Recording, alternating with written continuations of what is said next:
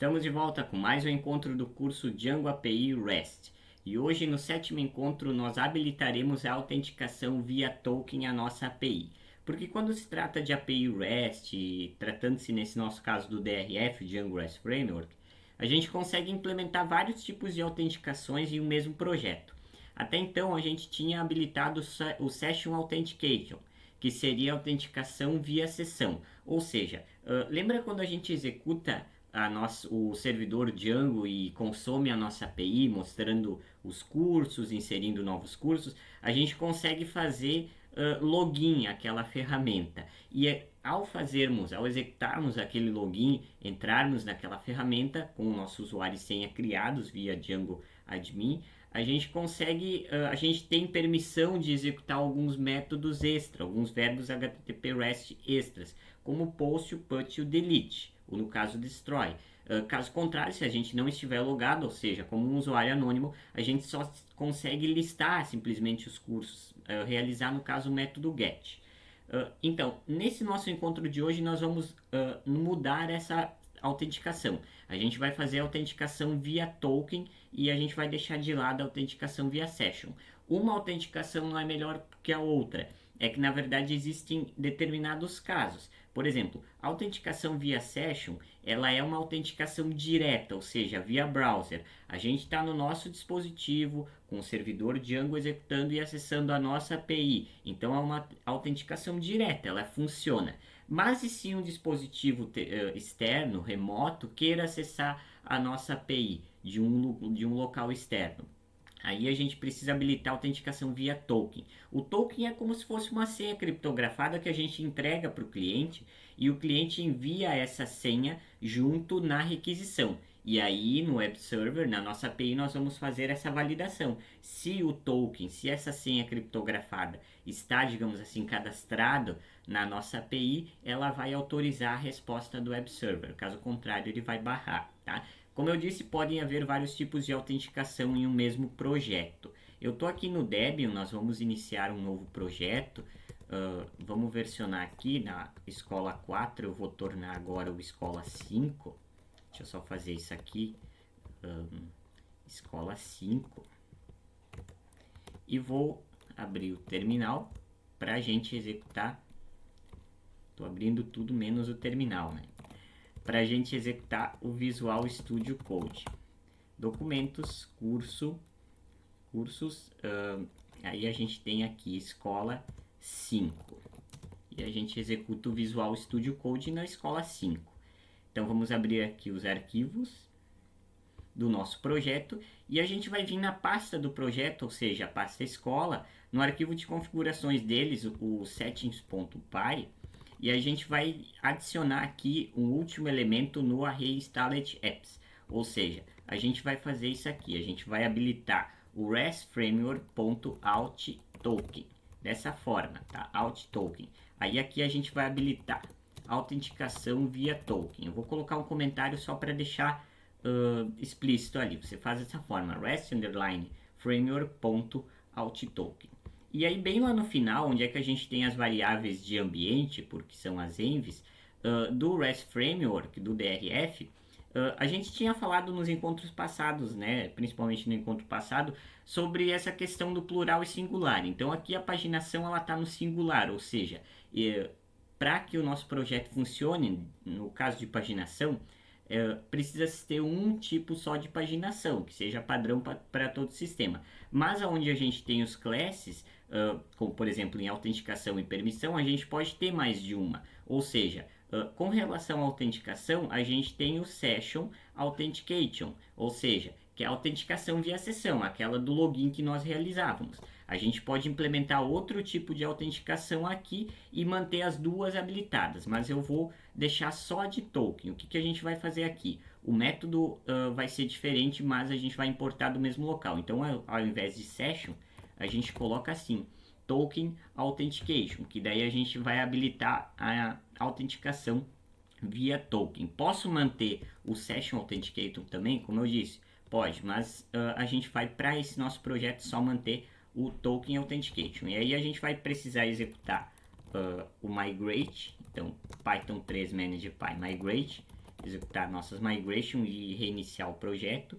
E eu vou subir aqui um pouquinho o shell do nosso VS Code, porque a gente vai abrir um shell em Python. Então, Python 3, manage.py, aí em vez de a gente colocar migration, a gente vai colocar o shell. E aí a gente vai abrir um shell em Python, tá? Como você pode ver aqui, ele pega os valores de Python. Vamos dar um Ctrl L para limpar ali e deixar as coisas mais objetivas. A gente vai fazer dois comandos de imports, ou seja, from REST framework, a gente vai pegar do alt token que a gente colocou ali no env, né, no settings.py, a gente vai importar o objeto token para a gente criar um token para nós mesmos, no caso, para o nosso usuário que a gente tinha criado, tá? Lá no começo do nosso curso, a gente criou um usuário que a gente fazia o login lá na autenticação via sessão. Agora a gente vai criar um token para esse nosso usuário. Então a gente habilitou, a gente importou o objeto token, a gente vai importar do Django Contrib o objeto user, ou seja, o nosso usuário. E aí é o seguinte, o nome do nosso usuário, no meu caso era Matheus, a gente tinha criado um usuário com nome e senha. Então o nome do seu usuário, você coloca aí, o meu era Matheus, a gente coloca igual, aí a gente vai habilitar. Users, Object Gets, a gente vai habilitar o Matheus, no caso, ao ID1, porque era só um usuário que a gente tinha criado, tá? E aí a gente vai criar um token. A gente vai, no caso, criar um token e referenciá-lo a esse nosso usuário, ou seja, um token do token objeto, né? Objects create, ou seja, a gente vai criar um token e referenciar ele ao user, o nome do seu usuário. No meu caso era Matheus, tá? Token.key, tá? Ele vai mostrar essa senha criptografada, esse token que a gente criou. Eu vou comentar, eu vou, aliás, copiar ele aqui com Ctrl Shift C e vou colar ele aqui no settings.py, tá? A gente não faz isso em projetos reais, porque a gente não vai colocar o token no código, mas só por questão de anotação mesmo. Eu vou dar um Ctrl D para fechar o nosso Python Shell ali, só para a gente marcar aqui para depois a gente executar ali os nossos testes. Eu vou deixar ele por enquanto por aqui. A gente pode fechar também o nosso shell, tá? Do VS Code, e eu vou abrir o software Postman, tá? É um software que a gente pode consumir a API de uma forma mais avançada. Existem outros softwares, como o Insomnia, por exemplo, que são similares ao Postman. Existem vários, tá? Você pode procurar aí o que quiser, ou até mesmo utilizar o Postman, que é basicamente o principal deles. E o que a gente vai fazer a partir de agora é o seguinte. Aqui eu vou colocar então o run server. Eu até coloquei uma anotação ali. A gente criou o token manualmente, tá? Ali através do Python Shell, mas a gente também, se a gente mantivesse a sessão de autenticação via sessão habilitada, e a gente fizesse o nosso login lá no painel administrador do Django, como a gente fez lá nos primeiros encontros, né, no Django Admin, aí a gente consegue criar o token de uma forma mais automatizada lá, tá? Em GUI, por exemplo, com interface gráfica, mas o processo é basicamente o mesmo, tá? É relativamente simples. Eu vou executar aqui o servidor de Python para a gente fazer alguns testes na nossa aplicação. Eu até posso colocar aqui, né? No caso, a gente troca aqui pelo admin, e aí você tecnicamente entraria nesse painel. Ele não vai deixar claro porque. O que a gente fez? A gente desabilitou essa sessão aqui, essa autenticação via sessão. A gente só tem habilitada a autenticação via token. Se a gente descomentar aquela linha e retornar aqui, ele vai permitir, através desse painel administrador aqui, que é do serializers lá, da questão do Django REST, a gente consegue fazer, criar, fazer tokens e gerenciar, fazer toda a gestão dos tokens da nossa aplicação. Voltando ao Postman, a gente pode vir aqui criar um novo workspace chamado, enfim, vamos colocar aqui testes Django REST 1. Vou colocar assim, tá? Pessoal, enfim, você pode colocar aí a opção que quiser. Só para a gente fazer aqui algumas requisições, tá? Eu vou adicionar uma requisição aqui, que é o seguinte, a gente só vai fazer essa primeira aqui para testar o Postman mesmo, para ver se o nosso projeto retorna algum valor quando a gente faz uma requisição. É uma requisição do tipo get, tá? Aqui a gente tem os métodos. É do tipo get, a gente pode manter essa requisição. A URL vai ser a do nosso projeto, ou seja, essa aqui, né? http localhost 8000 API na versão 2 /cursos, tá? E eu vou clicar em send. Ele vai ter que me retornar aqui um JSON. Então, tá aqui ele me retornou um header, tá? Com a questão, então, foi aceito, o código HTTP de retorno do servidor web para o cliente, então foi o de 200, que a requisição foi aceita. Tem autorização, que a gente já vai ver em seguida, corpo, existem várias informações, tá? Mas eu vou mexer aqui mesmo na nossa resposta, que é o seguinte, ele retornou o que nós víamos até então na outra ferramenta que é nativa do DRF, tá? Aquela que nós fazíamos login. Então a gente só está fazendo, digamos assim, o mesmo processo de listagem dos cursos, porém agora em uma outra ferramenta. A gente está consumindo a nossa API, ele retornou inclusive naquela ordenação que a gente tinha, né?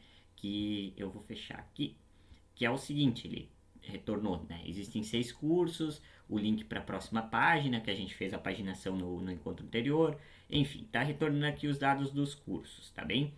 Aí a gente vai fazer o seguinte, vou cancelar ali, vou manter essa requisição, e agora a gente vai fazer, enfim, a gente pode fazer isso aqui, a gente pode vir aqui, duplicar janela, aí a gente vai fazer uma requisição com o método post, ou seja, a gente vai trocar de get para post.